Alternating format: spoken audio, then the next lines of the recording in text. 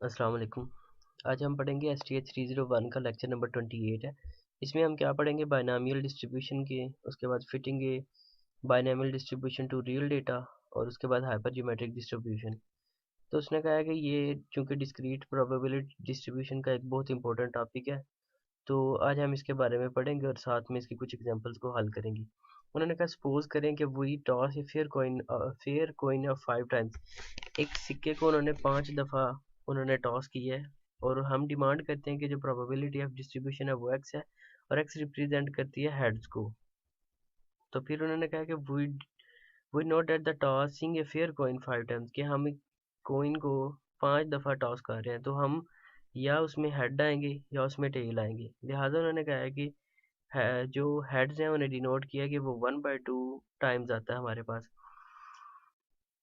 चूंकि उन्होंने कहा हेड रिमेन कांस्टेंट, तो दो ही चांस होते हैं आपके पास, या हेड आएगा या टेल आएगा। इसलिए उसने कहा कि अगर मैं हेड लेता हूँ तो तब भी हमारे पास क्या आएगा कि 1/2 चांस बनते हैं। फॉर एग्जांपल, एक सिक्के को अगर मैं टॉस करता हूँ, या उसके हेड आता है या उसका टेल आता है, तो इनमें से अगर मैंने हेड लेना है तब भी एक ही वैल्यू है, टेल लेनी है तब भी एक ही वैल्यू है। हेड अगर एक लें, चांस तो दो थे हमारे पास, दो आउटकम्स आई थी, लेकिन हमने जो इवेंट हमारे पास दो आए थे, उसमें से हमने आउटकम्स तो एक ही ली है, और यहाँ पे नंबर ऑफ सैम्पल स्पेस और टोटल आउटकम्स जो है वो हमने लिखी, उसके हिसाब से ये हमारे पास 1/2 बनता है।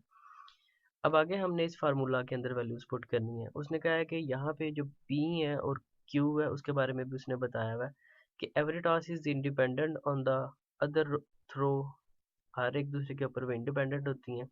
तो उसने कहा कि द अबव 4 पॉइंट्स रिप्रेजेंट करते हैं 4 बेसिक प्रॉपर्टीज को। नाउ 5 टास्क इज गोइंग 0 से लेके 5 तक। उसने कहा heads and there no head in the remaining variable.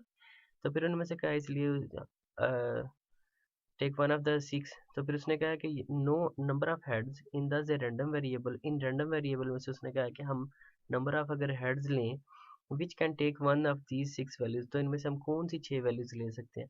तो फिर इस तरह की प्रोबेबिलिटी को आपने अगर हल करना हो जिसमें आपको एग्जैक्ट ना पता हो, तो ये वाला फार्मूला लगेगा बायनॉमियल डिस्ट्रीब्यूशन का। इसमें उसने कहा है सक्सेसिव ट्रेल जो होंगे वो P है, और जो फेलियर ट्रेल होंगे वो Q है, और Q बराबर है 1 - P। एरर फ्री करके ये निकल आता है। फिर यहाँ उसने ऊपर भी मेंशन किया होगा, या इससे पिछली जो छोड़ के आए हैं वैल्यू उसके अंदर उसने इसे हल भी किया होगा, Q is equal to 1 - P को, और वहां से 1/2 की वैल्यू निकाली भी है।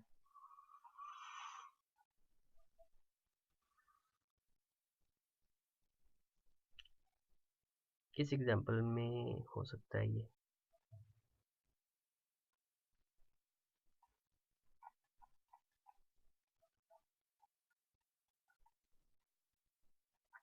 चलें आगे आ जाएगा, मैं बता दूंगा साथ ही। फिर बहरहाल ये इस लेक्चर नंबर 27 में या लेक्चर नंबर 28 में है, बल्कि इधर हल हुआ है, ये हल हुआ है। उसने कहा है कि x बराबर है number of successive in trails, यहाँ से लेके ये वैल्यूज हो सकती हैं। चूंकि उसने कहा है कि दो पैरामीटर है आपके पास n और p, तो फिर आपने क्या करना है कि उन्होंने कहा चूंकि n is equal to 5, number of 5 times है आपके पास, ठीक है, तो इसलिए 5 n इज इक्वल टू 5 यानी आपके पास 5 टाइम्स है। तो p इज इक्वल टू 1/2, ये आपके पास चांस बनते हैं p के हिसाब से, जो सक्सेसिव चांस बनते हैं, चूंकि एक ही हेड है और एक ही टेल है, उसके हिसाब से 1/2 ही बनता है। चूंकि उसने कहा है कि इट्स फेयर कोइन, तो फिर इसमें उसने कहा है कि हमारे पास चूंकि ये एक फेयर कोइन है तो इसमें फेलियर का चांस भी है। तो फिर उसने कहा है कि 1 - p आपकी वैल्यू ये थी, ठीक है, जो सक्सेसिव आपके पास बनती है कि 1/2 चांस ही है कि हेड आए। तो आपने सिर्फ और सिर्फ इसका एलसीएम लिया हुआ है। जिन बंदों को एलसीएम नहीं लेना आता तो वो आसान हल यही है कि आप इसको इस नंबर के साथ मल्टीप्लाई करें, और साथ में जो नंबर है उसके साथ वो जमा हो रहा है या मनफी हो रहा है वही करें, नीचे सारे के बटे में फिर वही लिखें। दो एक बार दो, और ये -1, 2 - 1 होता है, और ये 1/2 आपके पास आ गया। उसके बाद उसने कहा इस फार्मूला के अंदर वैल्यू पुट करनी है, ठीक है। ये ऊपर आपके पास n की जगह पे 5 है क्योंकि 5 टाइम्स है, x की जगह पे x ही रखा, p की जगह पे 1/2 ये वाला रखा, q आपके पास वो फेलियर का चांस की वजह से, तो ये निकला 1/2 q की वैल्यू, और यहाँ पे पुट की। अब उन्होंने कहा अगर x बराबर हो 0 के, चूंकि उन्होंने मुख्तलिफ वैल्यूज के लिए निकालनी है वैल्यू, बाद में फिर इनके ऊपर फार्मूला लगा हुआ है 5 का फैक्टोरियल बाय में 5 उसके बाद नीचे वाले का फैक्टोरियल, फिर 5 माइनस 0 का फैक्टोरियल, इस पे NCR लगा हुआ है। कांस्टेंट की पावर 0 हो, यानी किसी नंबर की पावर 0 का, वो एक की ताकत ही 0 क्यों ना हो, ये हमेशा 1 होती है। ठीक है, कांस्टेंट नंबर की पावर 0 1 होती है। एक की ताकत 2, 1/2 की ताकत 5 है। ठीक है, 1/2 की ताकत 5 है हमारे पास, एक की ताकत 5 और 2 की ताकत 5। एक की ताकत 5 1 होता है, 2 की ताकत 5 32 होता है।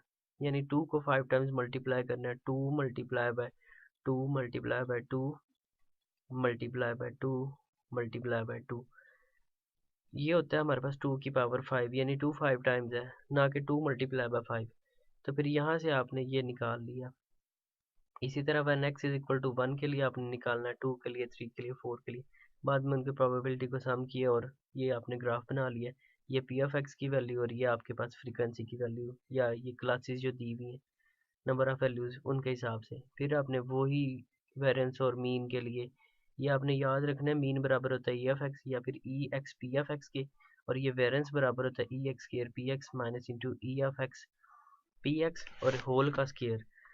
तो यहाँ पे स्टैंडर्ड एविएशन का मैंने पहले भी बताया कि उसमें स्केयर रूट लगता है और वेरिएंस में स्केयर रूट नहीं होता। तो यहाँ आपने ये देख लेना है, और ये कोफिशिएंट ऑफ वेरिएशन भी इम्पोर्टेंट है, ये भी आप लोगों ने देख के जाना है। बाकी नीचे ग्राफ हैं जो कि ग्राफ नहीं आते, इसलिए वो नहीं करने। उसके बाद है the following data has been obtained tossing loaded die 5, एक 5 टाइम्स एक डाई का फिर टॉस किया है। तो फिर उनमें से कहा है कि चूंकि छठा नंबर नहीं आया है, तो फिर उसने कहा कि ये आपके पास प्रोबेबिलिटी बनती है। ये उसकी फ्रीक्वेंसी है कि 0 12 दफ़ा है, 1 56 दफ़ा है, 2 74 दफ़ा, 3 39 दफ़ा, 4 18 दफ़ा और 5 1 दफ़ा है। टोटल नंबर आपके पास बनते हैं 200। चूंकि उसने कहा है कि इसमें आपने एन और पी मालूम करना है, चूंकि एक्स का बार बराबर होता है एन पी, ये रिलेशनशिप के लिए इस्तेमाल होता है ये वाला बार। लेकिन ये किसके बराबर होता है, ये मीन के बराबर होता है। यहाँ पे उसने कहा चूंकि is equal to N P. तो इसके लिए हमें क्या है कि सबसे पहले तो एक्स का बार मालूम करना होगा, ये मीन के लिए भी इस्तेमाल होता है। उसने कहा कि वो रिप्लेस इज एस्टीमेट एक्स के बार, हम इसे एक्स के बार से रिप्लेस कर देते हैं। इस एक्स के बार को इस एक्स के बार से रिप्लेस किया, और ये बराबर है F of I X of I summation F of I के, यानी फ्रीक्वेंसी ऑफ आई, इन सबको सम किया और ये 200 आया, तो ये लिखा है। और एक्स आई और एफ आई जो है, हमने 0 को 12 के साथ मल्टीप्लाई करना है, 1 को 56 के साथ, 2 को 74 के साथ और 3 को 39 के साथ। इसी तरह हमने आगे बाकी मल्टीप्लाई किए हैं, और ये वाला हमारे पास रिजल्ट आया सारा। बाद में से तकसीम किया है और इस फार्मूला के अंदर पुट किया है जो ऊपर पढ़ के हैं। फिर वही सेम हिसाब किताब 0 1 2 3 के लिए, और बाद में नीचे फिर टेबल बना के उसके ग्राफिकल आपको उसका चार्ट दिखाया हुआ बना के। चार्ट वगैरह पेपर में नहीं आते, आप लोगों ने ये फार्मूलाज याद करके जाने हैं कि इन्हें अप्लाई कैसे करते हैं और लोअर लिमिट और अपर लिमिट को कैसे अप्लाई करते हैं। ये फार्मूला अगले लेक्चर में इस्तेमाल होगा, तो इसे आगे डिस्कस कर लेंगे। मिलते हैं इंशाल्लाह नेक्स्ट लेक्चर में। फ़िलहाल के लिए इजाज़त चाहता हूँ। अल्लाह हाफिज़।